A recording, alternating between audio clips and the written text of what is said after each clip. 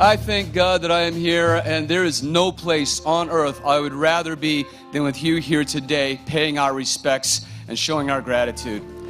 On Memorial Day today, we join to express our heartfelt thanks and deepest respect of a grateful nation to each of our veterans, and especially the Vietnam veteran and their loved ones. Today, I join with every American in thanking all veterans for their honorable service and for answering the call when your country needed you. You answered the call where other people were unwilling to go. I'm incredibly honored and humbled that the Vietnam Veterans Memorial Fund asked me to MC today, say a few words.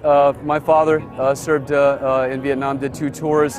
I've been here many times, but it's the first time where I get to actually come and represent and show my support and my gratitude, for our veterans. So here on Memorial Day, I can't think of a better place to be. So today on Memorial Day, we pause to remember those who, in the words of Abraham Lincoln, gave the last full measure of devotion to their country. Etched on this wall are the names of over 58,000 men and women who paid the price so that we could know peace and freedom. Each and every one of them is truly a hero. It is absolutely overwhelming. The impact of it is, people told me, you won't know, and it's just unbelievable. It's such a simple, plain thing with such an impact. And as our escort commented a little bit ago, they're all equal. They're all the same. As I walked by the wall this morning, the thought came to my mind is that how significant each one of these people are that sacrificed their life, but yet all the names, the font size, everything's exactly identical, and that's for a reason. That's because every person, no matter what they did or didn't do, they each gave equally in sacrificing their life.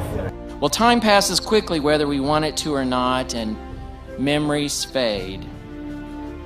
And that is why this memorial, my friends, is so important, and why the National Park Service works every day to not only physically care for it, but to educate the millions who visit each year about the sacrifices and accomplishments of those who served. I heard the other day that, there's 600 to 1,000 World War II veterans dying a day, and they're just now starting to interview them and get their stories. You have the opportunity now. Don't wait. Get the stories of the Vietnam veterans now before it's too late. You've heard folks speak before about how Vietnam veterans were treated when they came home. This is the wall that heals. And when we get that education center, it's going to be the wall that educates all Americans. And it will continue the legacy of the men and women who fought and died in Vietnam. Because each one of those names has a story. Each one of those names is somebody's son, daughter, mother, father, brother, sister. We also want to teach our children. We want to teach our children the value of honor, duty, and sacrifice, and I'm thrilled. I'm thrilled that the Education Center is in our very near future, and it will personalize and memorialize the names that we see behind us, and people can take it personally. They can understand they're not just names on a wall. They were flesh and blood human beings. I brought my kids today with me, and it's Memorial Day weekend. We could be home barbecuing, but I felt like this is just so special. It's so important to teach our young and let them understand. Because there's a lot of stories to be told. Some are hidden, some have been buried for so long, so now to bring it out and to share. I think there's a lot of experiences that haven't been shared, and I think it's going to, number one, educate people, and number two, bring people closer together.